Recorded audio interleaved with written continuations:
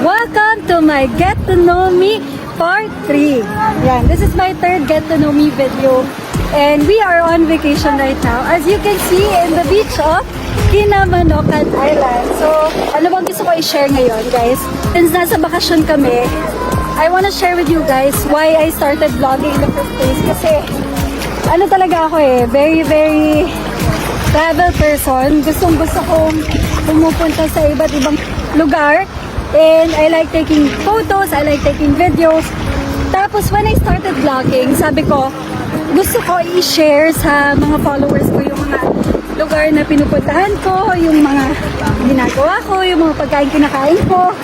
So, yun talaga yung isa sa reason bakit ako nag-vlog in the first place. Never naman ako naging camera shy talaga. So, nung bumili kami ng motor, I really wanted to do motovlogging. So, ano nga ba yung concept ng motovlogging? It's riding your motorcycle and then what you do on a daily basis gamit yung mga motor natin. But then, sabi ko, no, I don't want to limit myself sa motor lang kasi that's not all I do I really like going to places. Yes, with my motorcycle. Super bonus yun, guys. Kasi sa pagmumotor ko, sobrang dami ko nang napuntahan. And with 1 year of vlogging, ang dami ko nang nagawa.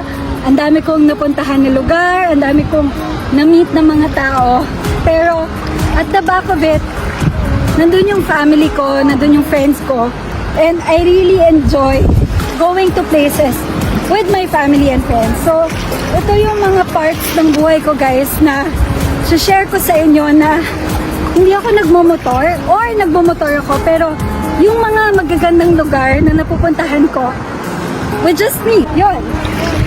Katulad na lang nito ang pinupuntahan namin ngayon. This is a private island na kahit pa paano may mga pailan-ilang tao na napupunta. Pero, alam mo yun, with vlogging, with sharing it to the world, napapakita ko sa mga tao na hindi lang yung mga popular na lugar yung pwede niyong puntahan.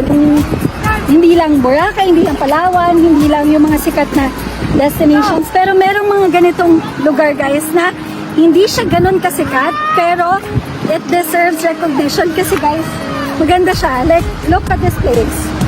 Napaka-ganda ng sand and napaka-clear ng tubig. Hindi siya commercialized. Walang kahit anong tindahan, walang anything, pero maganda siya. So, yun. And I'm really happy right now kasi ngayon, nandito ako sa Daet and Bicol is my hometown. Nakakatuwa kasi every time makakamit ako ng tao, tapos sinasabi ko sa kanila na Bicolana ako. Lagi nilang sinasabi na Oragon ako because yes, Bicolanas are all Oragon because we are strong and we can do anything. Wala yun connect dito sa sinasabi ko. Pero guys, yun lang. Gusto ko lang i-share sa inyo a tidbit about why I started vlogging and why I wanted to share all my experiences with you guys. Hiningal na ako, but it's a beautiful day, so magsiswim muna kami. Bye guys!